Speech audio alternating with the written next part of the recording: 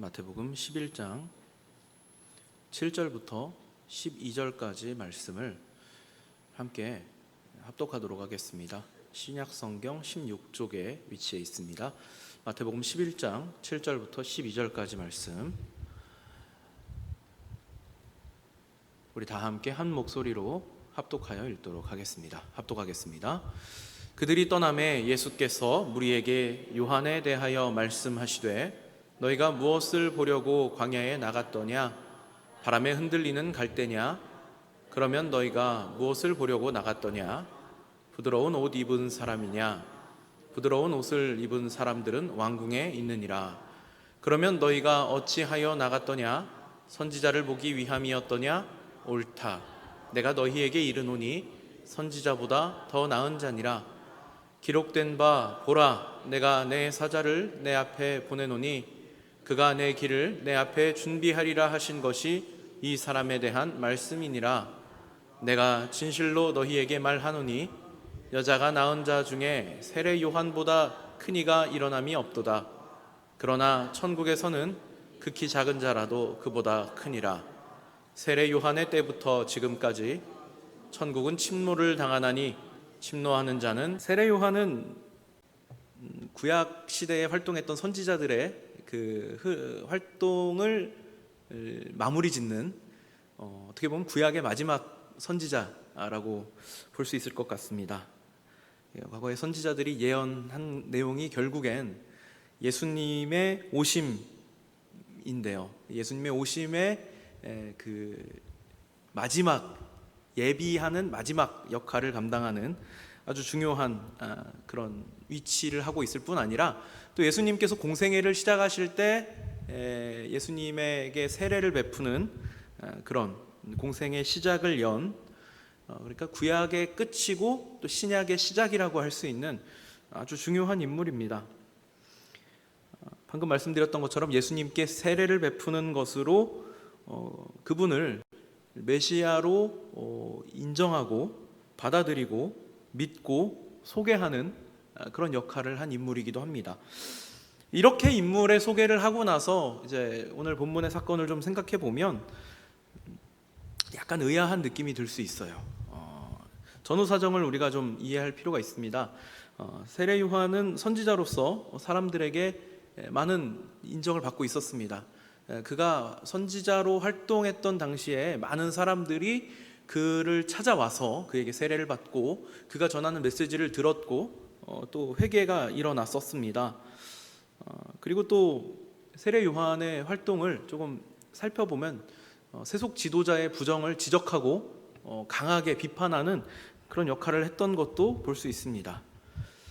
갈릴리 지방의 분봉왕 역할을 했던 헤롯이 자기 동생 빌립의 아내인 헤로디아를 취하는 사건이 있었습니다. 이게 사실은 유대인들 관점에서 보자면 완전 잘못된 일은 사실 아닙니다. 그러니까 유대인들 풍습 안에는 계대 결혼이라고 하는 것이 있기 때문에 형제가 죽으면 형제의 아내가 다른 형제에게 시집가는 것이 부자연스러운 일인 것은 아닙니다. 그런데 문제는 이 헤롯이 그 헤로디아를 취하기 위해서 자기 형제를 죽인 것이 문제였습니다. 그러니까 이런 일들 때문에 세례 요한이 당대의 권력자를 향하여 날선 비판을 했고, 그게 빌미가 되어서 감옥에 갇혀 있는 상황인 것입니다.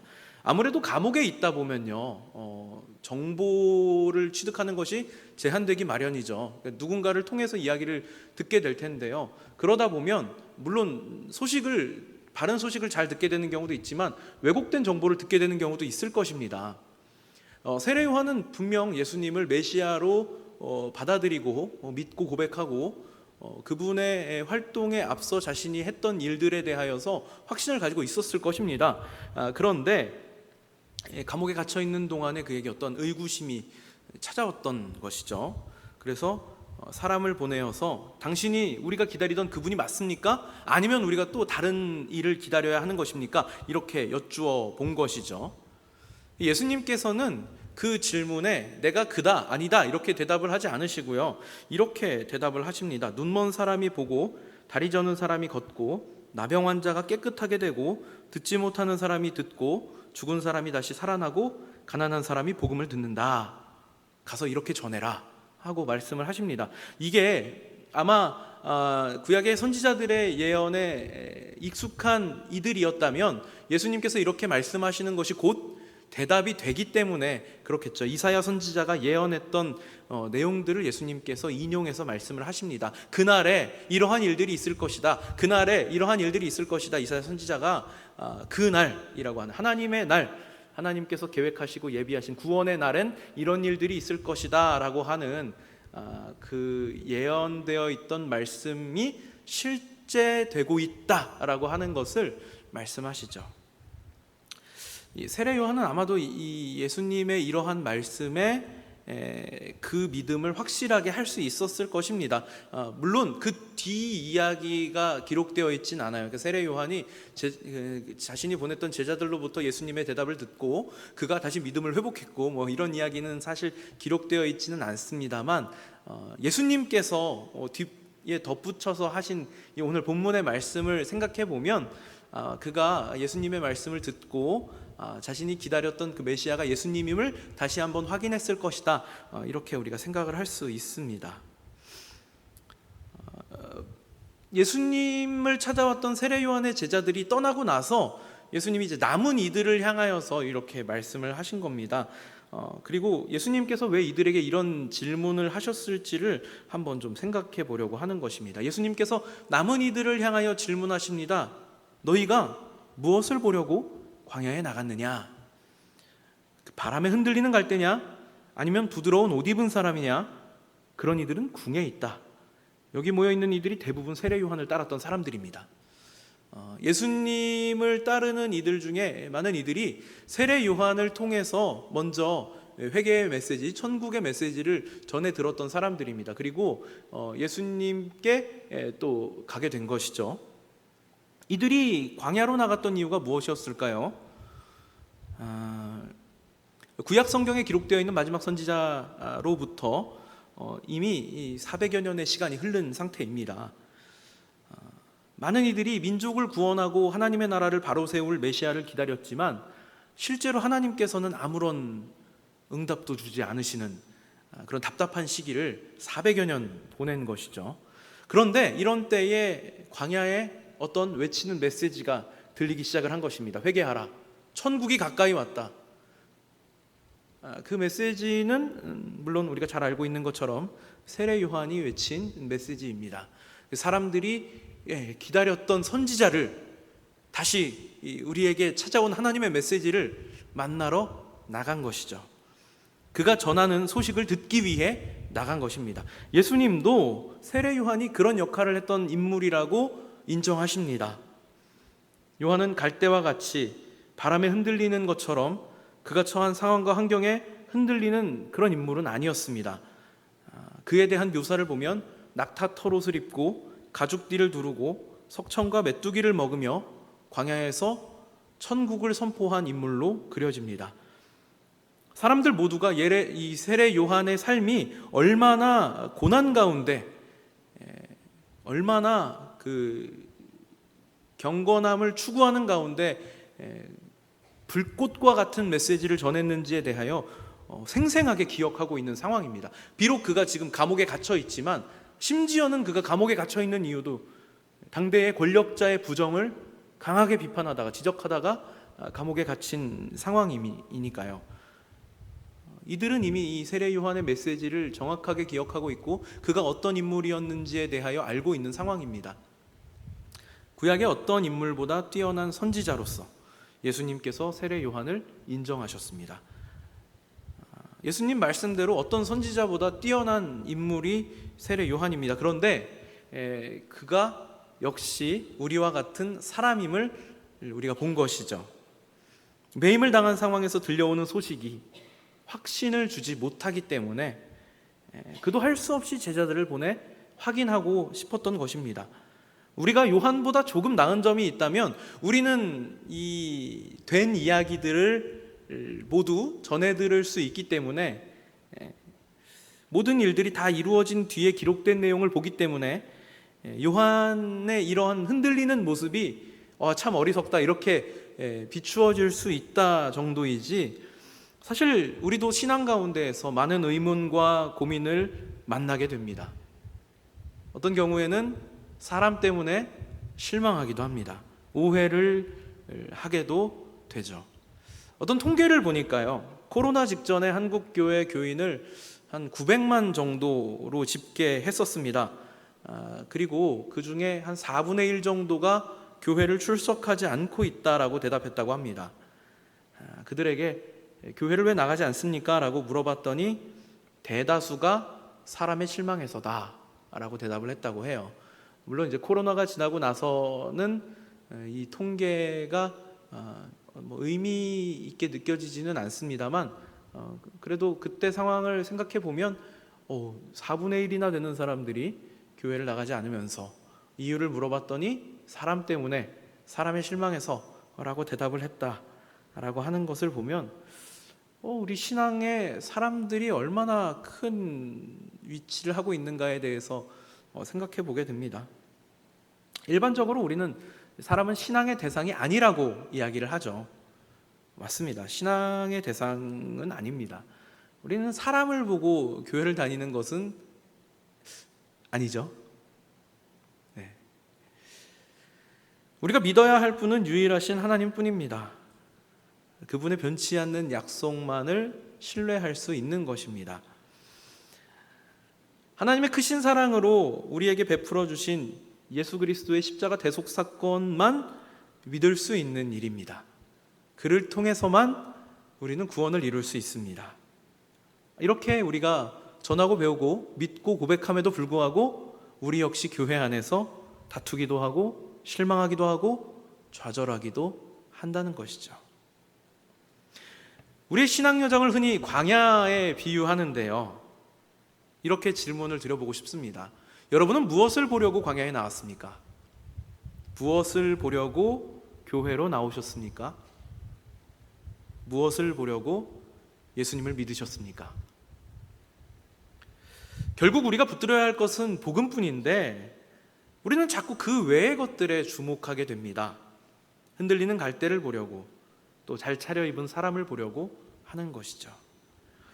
그렇지만 예수님께서는 이렇게 흔들리는 세례 요한도 여자가 낳은 이 중에 가장 큰 이다라고 말씀하십니다. 이는 죄 가운데 잉태되고 태어난 모든 이들이 세례 요한보다 뛰어날 수는 없다라고 하는 것이죠. 우리가 아무리 세례 요한 어리석다라고 이야기를 한다 해도 우리가 결론을 알고 있기 때문에 할 수 있는 소리다라는 뜻이죠. 왜 그럴까요? 우리도 교회 안에서 사람 때문에 실망하기도 하고 또 시험 들기도 하고 좌절하기도 하기 때문입니다. 참으로 예수님께서 말씀하신 것이 진리입니다.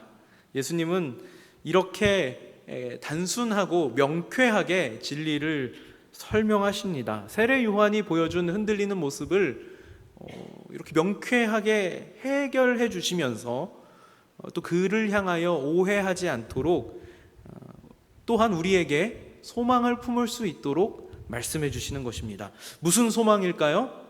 천국 소망을 말씀하시는 것입니다.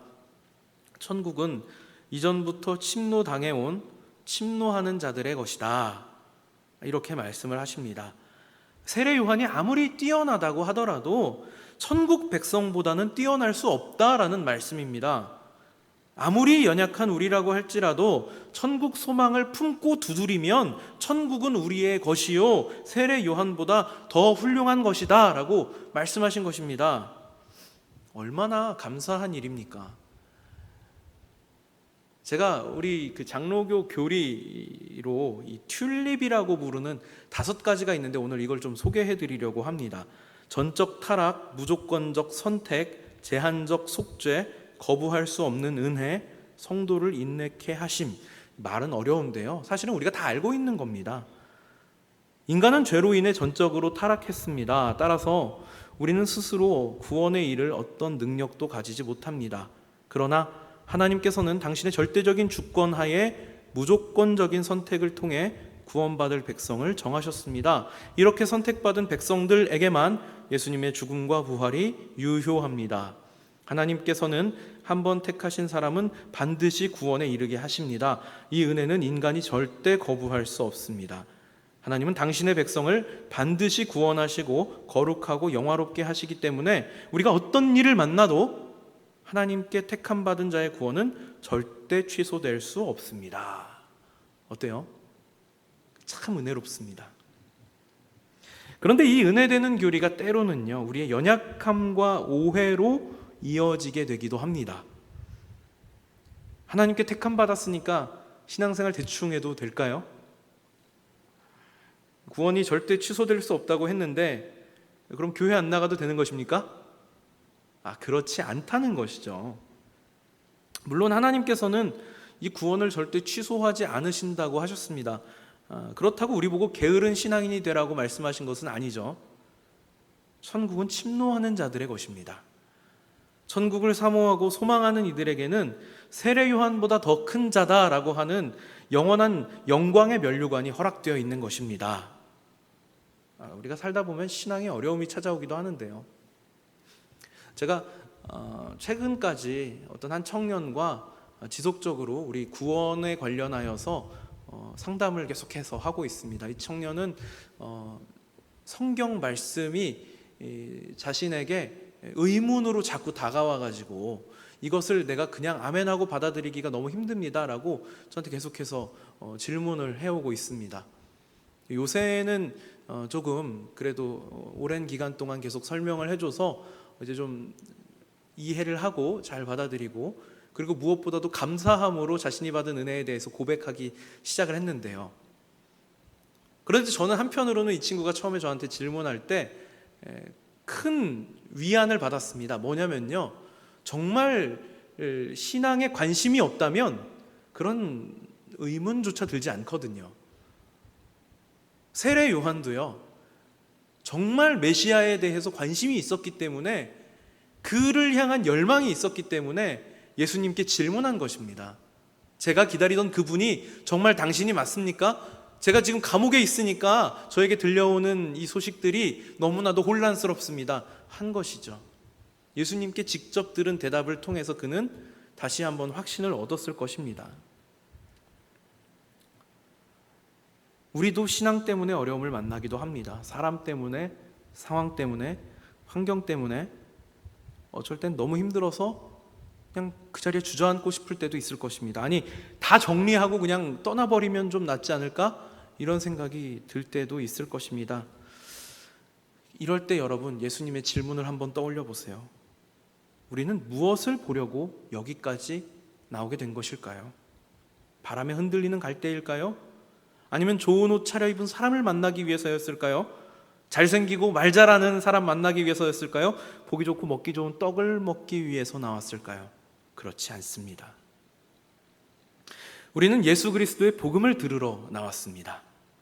이 땅에서 천국 소망을 품고 천국을 미리 맛보기 위해서 이 자리에 나온 것입니다. 그곳이 눈물이 없고 괴로움이 없고 기쁨과 감사만 넘치는 곳이라고 했는데, 그곳이 정말 그러한가를 확인하고 싶어서 이 자리에 나온 것입니다. 그렇다면 여러분, 우리가 이런 어려움을 만났다고 주저앉아 있을 수 있겠습니까? 일어나야죠. 움직여야죠. 사모해야죠. 천국이 침노하는 자들의 것이라고 했는데 마음의 열심을 품어야죠. 열심을 품고 두드려야죠. 그것이 우리 손에 쥐어질 때까지 두드려야죠. 가정이 바뀌기를 원하십니까? 교회가 바뀌기를 원하십니까? 우리 사회가 바뀌기를 원하십니까? 두드려야 합니다. 내가 바뀌어야 합니다. 내가 열심을 품고 하나님께서 약속하신 것들이 이루어지는 그날까지 구하고 기도해야 합니다. 그리고 내가 바뀌어야 합니다. 오늘 본문의 단락이요, 사실은 제가 주목해서 보게 되는 것은 이런 내용 때문인 것 같습니다. 오늘 본문의 단락은 18절과 19절에서 끝이 나는데요, 한번 같이 읽어보도록 하겠습니다.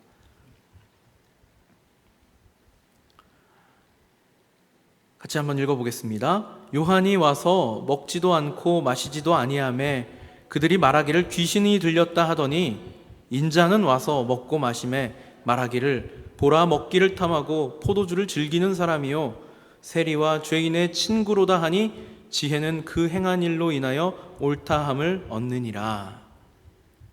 예수님께서 세례 요한의 이야기를 통해서 이렇게 결론을 맺어주십니다. 봐라, 불평하는 사람은 불평만 하다 끝난다. 반대하는 사람은 맨날 반대만 하다 끝난다.